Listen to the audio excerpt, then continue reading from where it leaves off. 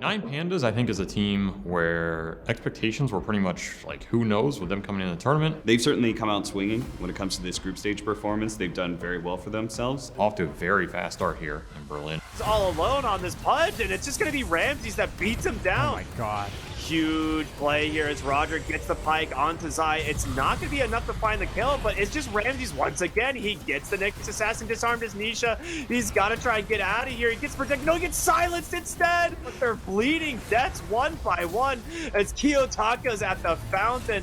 They've got Insania as well. That's going to be a dieback. Ultra kill for Ramses on this Alchemist as Liquid are crumbling on their high ground. I think they were one of the first teams to identify what this patch was about. I think the CIS teams in general actually got a pretty big boost from the new patch because it reset a lot of the meta that they weren't doing too well in.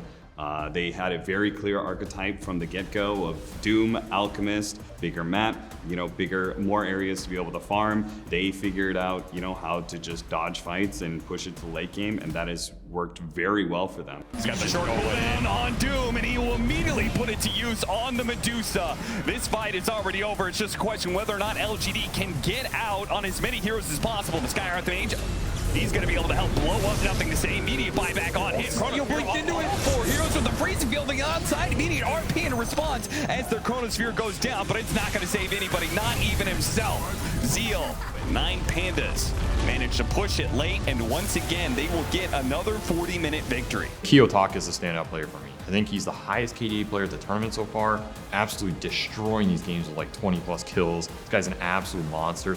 Get rid of some of this regen and sustain. Roger nearly dead. The Meteor Hammer misses. Resolution. And GPK, Roger goes straight flying back into them. They'll get the trade. IO for Pugna, but another toss from GPK will clear out the Bounty Hunter. And Resolution, what is he, 400 HP? The Storm trying to blow him up. A good crush. Slaughter slows them. GPK about to die. And Kiyotaka picks up a double kill.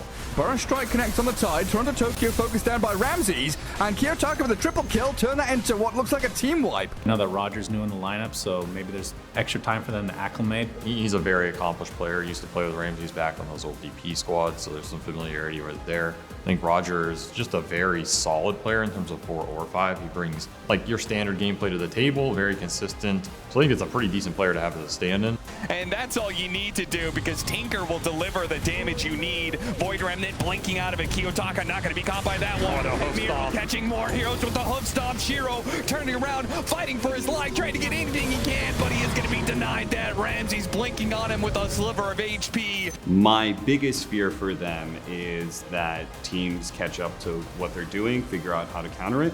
They should continue to do well. I don't see why they wouldn't. They have very strong lineup. And I wouldn't be surprised to see them in the top 4. I think they'll go pretty far.